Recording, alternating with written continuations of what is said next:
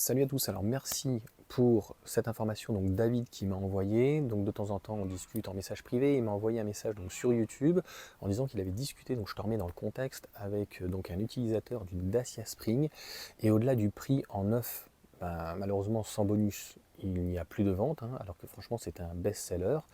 Eh bien, je m'en étais pas aperçu et je suis allé vite fait sur le bon coin. Je vais peut-être, tu vois, te faire un petit screen, mais on arrive à trouver des Dacia Spring à des prix vraiment défiant toute concurrence.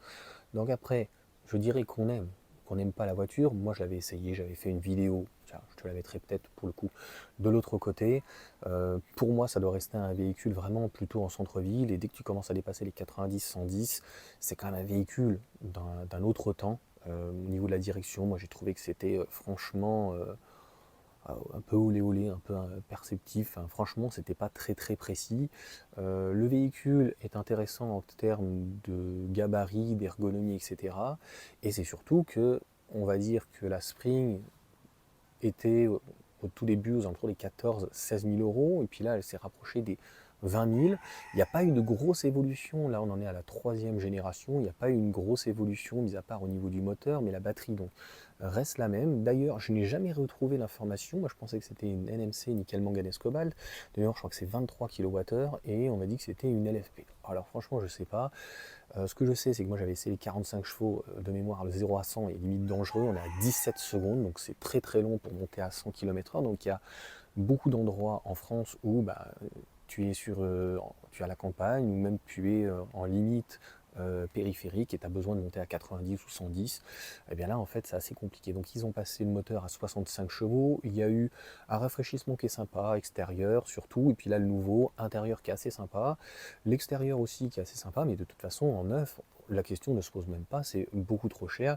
Il n'y a pas eu de réajustement tarifaire. Je pense que c'est un véhicule qui est non pas obsolète, mais qui est complètement amorti au niveau de son châssis, de sa batterie, de son moteur, et qui ne devrait absolument pas valoir ce prix-là.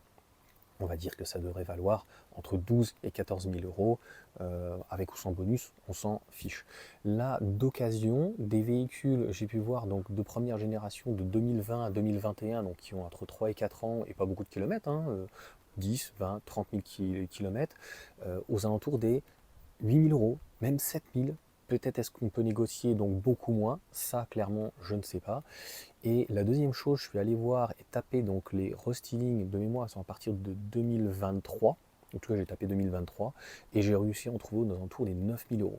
Parce qu'à un moment donné, ce qu'on voyait, il y avait tellement une embellie au niveau des prix.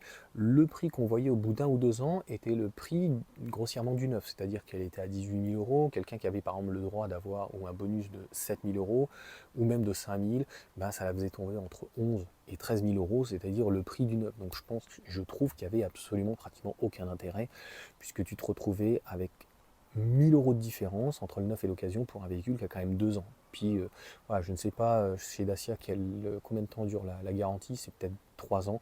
Chez Renault de mémoire, donc c'est 2 ans. Donc il y a tout ça qui joue donc là-dessus. En tout cas, sur l'occasion, je pense que c'est une super opportunité.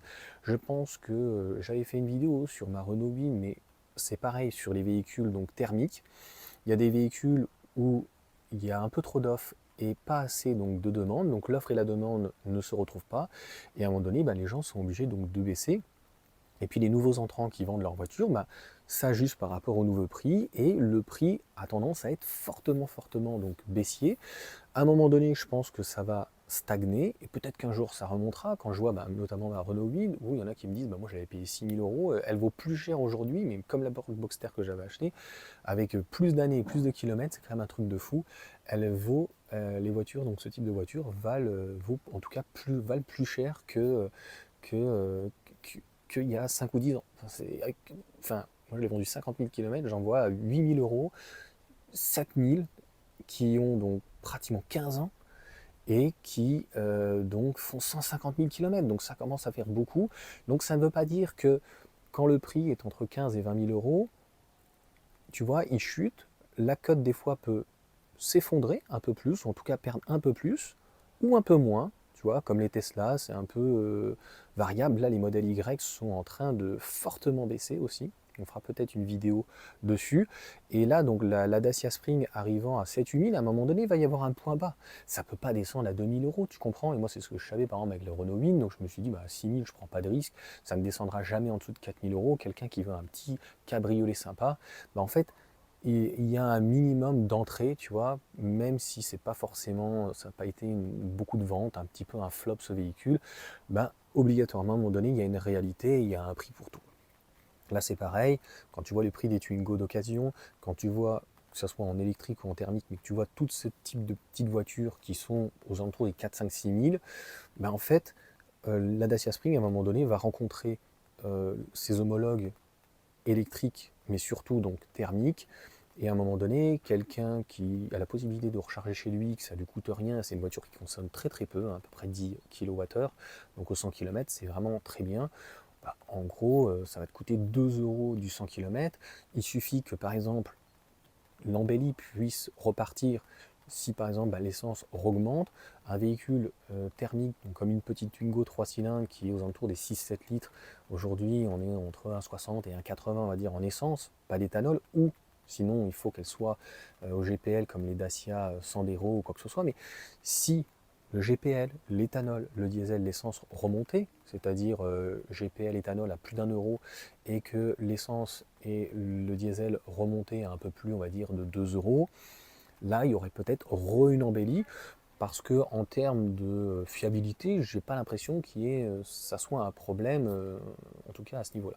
Encore une fois, on reparlera aussi bah, de Porsche qui rencontre ce même souci, hein, même si c'est pas les mêmes prix.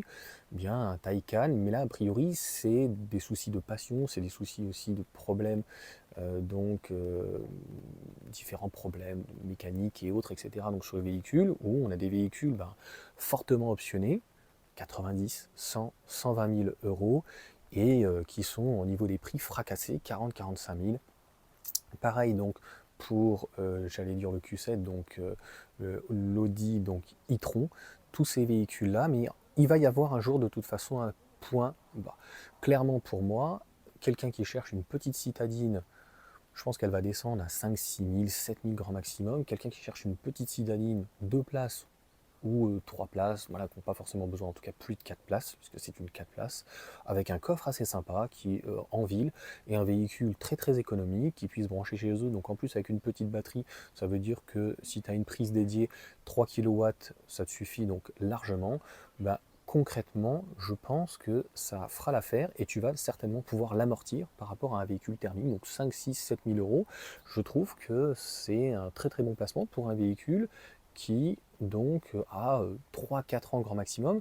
Je dirais même que le conseil que je donnerais, c'est d'essayer de tomber sur un restyling qui fasse 65 chevaux, si tu veux quelque chose d'un petit peu plus cossu, parce que bah, moi j'en ai vu en prix de départ aux alentours des 9-10 000 euros, donc, mais elles n'étaient pas hyper option.